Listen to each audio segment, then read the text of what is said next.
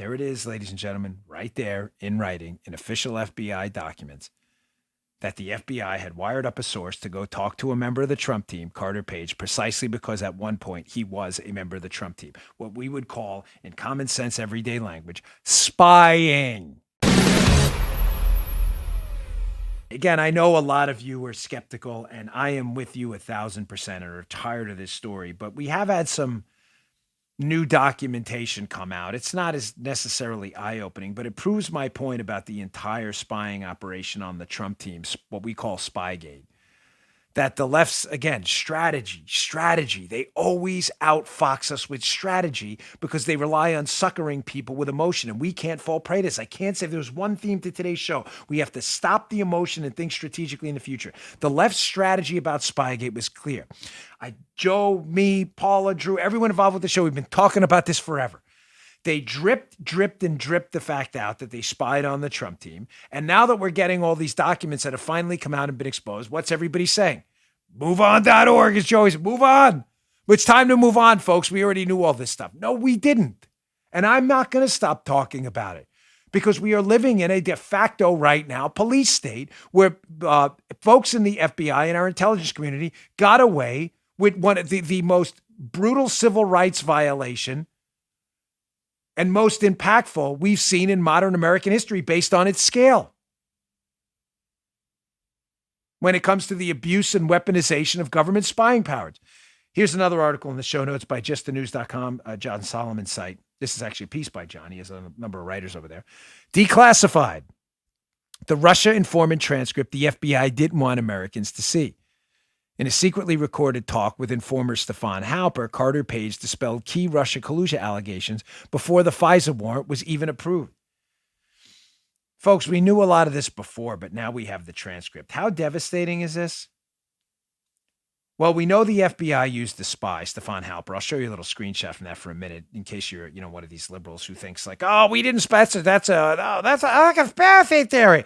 Yeah, okay. Go back to bed. Sleepy time now. Now we actually have the transcript that when an FBI spy, Stefan Halper, had a recording device on, he met up with Carter Page, who had worked for the Trump team at one point, was recording for the FBI. And the key component of the allegation made against Carter Page was that Carter Page, when he worked for the Trump team, was involved in this bribe where the Russians were trying to bribe him via stakes in an oil company. They were going to give him stakes in an oil company, a whole bunch of money, would have amounted to billions of dollars, in exchange for getting influence in the Trump campaign. It's as simple as that. So what's weird is the FBI uses this spy, Stefan Halper. He goes in with a recording device to talk to Page about those exact allegations. And you would think, being that the FBI got a FISA warrant, that clearly, Page must have said, yes, I was cutting this bribe, this deal with the Russians to help them out. But that's not exactly what he said. Let's go to the John Solomon piece. Interesting. This is on the recording in the transcript we have now of Halper talking to Page. He says, quote, but perhaps most significant is Carter Page's flat denial that he never even met in July of 2016 in Russia with the two key sanctioned officials, the ones that were allegedly trying to bribe him, oil executive Igor Sechin and Russian Federation official Igor Divyakin. Page's contact with the two men was alleged in both the Steele dossier and the FBI's FISA warrant application dated October 21st, 2016, just 4 days after Halper's interactions. Weird. Page acknowledged to Halper that he knew Sechin worked for Rosneft, but insisted he never met the Russian executive. He added he didn't even recognize Divyakin's name. So, just to be clear, 4 days after this interaction, 4 for the liberals watching, if Joe Biden's watching, 4 days after this recorded conversation, where an FBI spy is talking to Carter Page, and Carter Page is saying, I never met these two Russians that everybody's accusing me of is accusing of bribing me to get influence with the Trump campaign when I was there. I've never even met them. He says it on a recording to an FBI spy. And 4 days later, the FBI swears he still did this deal with the Russians, with 2 Russians he's never even met, and said so on a tape. Nothing wrong, libs. I know you're police state hacks. You hate this country and everything it stands for, you far leftists. I get it. But I thought the ACLU and the real liberals out there, not the leftist communists, real liberals who believed in things like, free speech, and they believe in the ability to burn the flag, right? Free speech, it's free speech. But they don't believe in free speech when it's the Trump team. Matter of fact, they actively promote and defend government spying on them. Now, why was that allegation of Carter Page being bribed by Divyekin and Sechin, 2 people he's acknowledged on a tape he's never even met in his life? Why was that allegation so important? Well, folks, you have to remember, in order to get a FISA warrant to spy on an American, you have to prove 2 things, not one. For the FBI to spy on you for being a spy, you have to prove, for a foreign government, they have to prove 2 things, not one.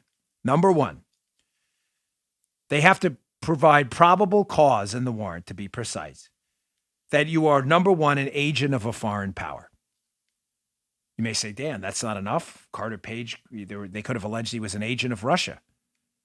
Ladies and gentlemen, there are agents of foreign powers all the time in the United States. Foreign diplomats, lobbyists.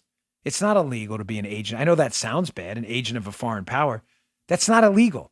That's not even remotely grounds to get a FISA warrant. Every diplomat for Russia and China in the United States would be under arrest. They're an agent of a foreign power, right?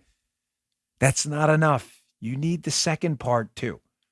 To get a FISA warrant to spy on Americans, you need to prove both. They are an agent of a foreign power and they are doing so in that role in violation of some U.S. law.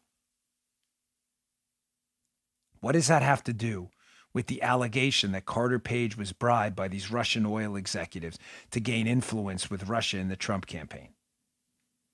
Because it's not that he was talking to Sechin or Divyekin, which he wasn't. He never met them. But it's not that he was talking to them. That's illegal. Tons of people talk to Russian oil executives. There's nothing illegal about that. The illegality was the violation alleged of U.S. law, which was the bribe. And they could never, ever prove the bribe because Carter Page never met the 2 Russians alleged to have bribed him, ever. And the FBI swore to it anyway. And yes, they did spy.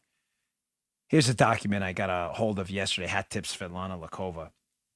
The Crossfire Hurricane team had met with this source, who will install audio and video recording devices in Redacted in order to record the meetings with Carter Page. They're talking about Halper. Redundant systems will be utilized, and the confidential human source will be wearing recording devices on his person.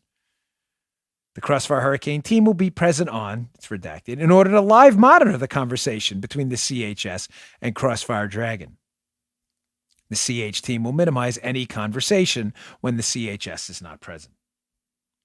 There it is, ladies and gentlemen, right there in writing in official FBI documents that the FBI had wired up a source to go talk to a member of the Trump team, Carter Page, precisely because at one point he was a member of the Trump team. What we would call, in common sense, everyday language, spying.